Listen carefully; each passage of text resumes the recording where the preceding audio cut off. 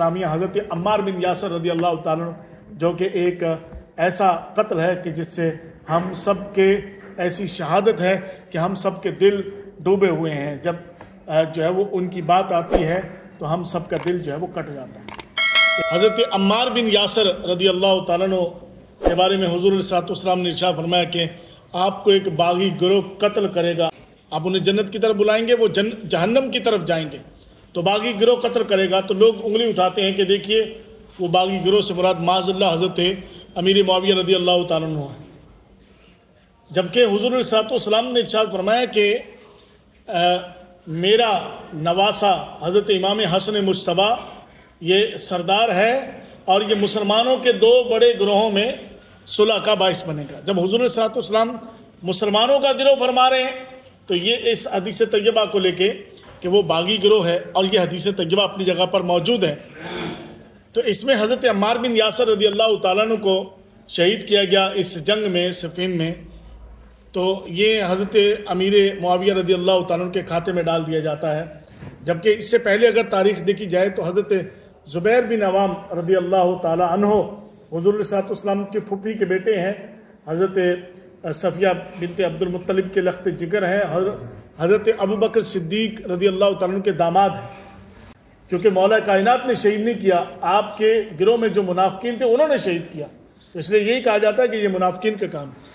اسی طرح جنہوں نے حضرت عمار بن یاسر رضی اللہ تعالیٰ عنہ کو جو ہے وہ شہید کیا تو وہ باغی گروہ ہے جو کہ حضرت امیر معاویہ رضی اللہ تعالیٰ عنہ کے لشکر میں شریک تھا.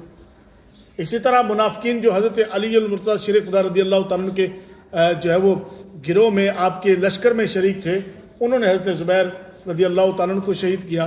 لیکن کبھی بھی جو ہے وہ الزام حضرت علی المرتضی پر نہیں آئے گا، کیونکہ آپ نے شہید ہی نہیں کیا.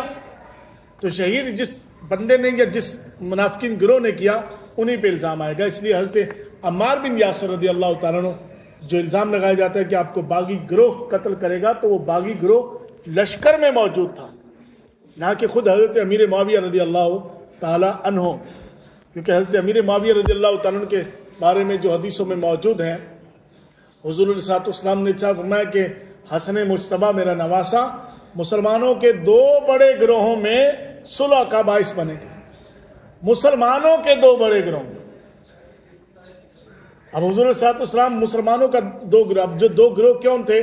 ایک حضرت امام حسن مجتبیٰ کا گروہ تھا اور ایک حضرت امیر معاویہ رضی اللہ تعالیٰ کا گروہ تھا. تو حضور صلی اللہ علیہ وسلم دونوں کو مسلمان فرما رہے ہیں. اور حضور صلی اللہ علیہ وسلم نے ارشاد فرمایا کہ میری امت میں سب سے پہلا جو بحری لشکر ہوگا وہ سب جنتی ہیں، ان کو جنت کی بشارت ہے. اور تاریخ شاہد ہے کہ حضرت عثمان غنی رضی اللہ تعالیٰ عنہ کے دور میں مسلمانوں نے سب سے پہلا بحری لشکر بنایا اور جس کے سپہ سالار خود حضرت امیر معاویہ رضی اللہ تعالیٰ. سبحان اللہ تو بولیے نا. تو یہ اس نسبت سے بھی ہے.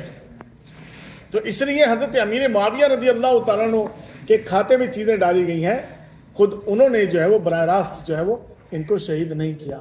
خیر یہ ایک اختلافی مسئلہ ہے جس پر لوگ بٹے ہوئے ہیں اور لوگوں کے دل جو ہے وہ ٹوٹے ہوئے ہیں. لیکن حقیقت حال یہ ہے کہ ایک صحابی رسول صلی اللہ علیہ وسلم ہے، بزرگ صحابی ہیں، فقیہ ہیں، اور ان کا ایک رتبہ ہے، کمال ہے. خود حضور صلی اللہ علیہ وسلم نے انہیں ہادی مہدی فرمایا ہے.